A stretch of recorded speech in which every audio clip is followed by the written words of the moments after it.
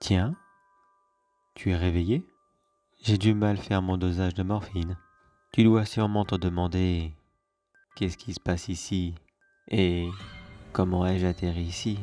En temps normal, je ne me serais pas donné la peine de répondre à tes questions. Mais bon, j'ai quelques minutes devant moi et ça fait longtemps que je n'ai pas eu quelqu'un avec qui discuter pendant que je suis en train de faire cela. Nous sommes dans un ancien bunker. À qui appartenait-il? Alors là, je n'en ai aucune idée, très franchement, je m'en fiche royalement. Comment as-tu atterri ici? C'est tout simple. Je t'ai trouvé devant une boîte de nuit. Il était à peu près 2 heures du matin. Tu étais tellement saoul. Le simple fait de te ramasser et de te mettre dans le coffre de ma voiture, tu t'es immédiatement évanoui. Et figure-toi que tu tombes bien. J'avais vraiment besoin de quelqu'un en ce moment. Ça faisait trop longtemps que je n'avais pas travaillé et je commençais à manquer de produits. Oui, tu dois aussi te demander pourquoi tu n'arrives pas à parler. Tu vois le bocal derrière moi? C'est ta langue qui est dedans. Je te l'ai enlevé. Bien sûr, je ne pensais pas que tu te réveilles, mais c'est une petite précaution que je fais à chaque fois. Un genre de petite collection, si tu préfères. Laisse-moi t'expliquer quelques petits secrets dans le domaine médical. Tu te doutes bien sûr que les grands hôpitaux du monde entier réservent toujours les dons d'organes à tous leurs clients VIP qui ont les moyens d'en payer 150 à la minute. Mais t'es-tu déjà demandé d'où venaient ces organes en question, qui pullulent en masse quand un VIP en a le plus besoin? Ils viennent ici et là, à travers le monde. Et c'est là que moi j'entre en scène. Je fournis un grand hôpital en Amérique.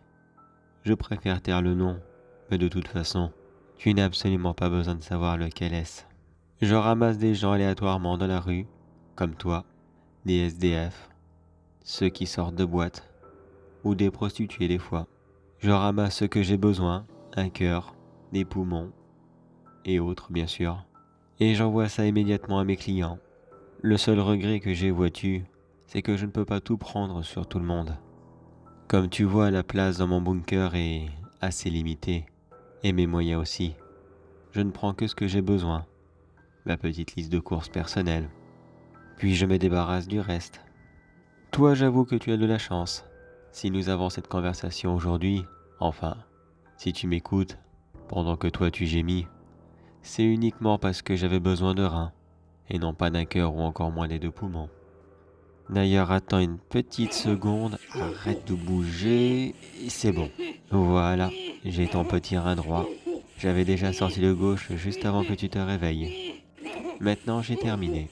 Bon, allez, ce n'est pas tout ça, mais il me reste encore à l'emballer, faire la route jusqu'à mon client et recevoir mon très gros chèque. Ce n'est pas que tu m'ennuies ou quoi que ce soit, mais j'ai encore pas mal de trucs à faire comme tu l'as remarqué. Je vais donc abréger la conversation. Mais ne t'en fais pas, je ne vais pas te laisser tout seul. Est-ce que tu connais les poissons appelés lamproies? C'est un genre de sangsue, mais d'assez grande taille je dois dire. Pour une raison qui m'échappe complètement, ce bunker en possédait tout un aquarium quand je suis arrivé. Tu ne peux toujours pas bouger, mais je vais t'offrir ton dernier bain. J'aimerais bien te dire que cela sera rapide et que tu ne sentiras rien. Mais étant donné que tu commences à bouger les doigts et 2-3 parties de ton corps, je peux te promettre une seule chose. Ça sera très long et très certainement très, très douloureux.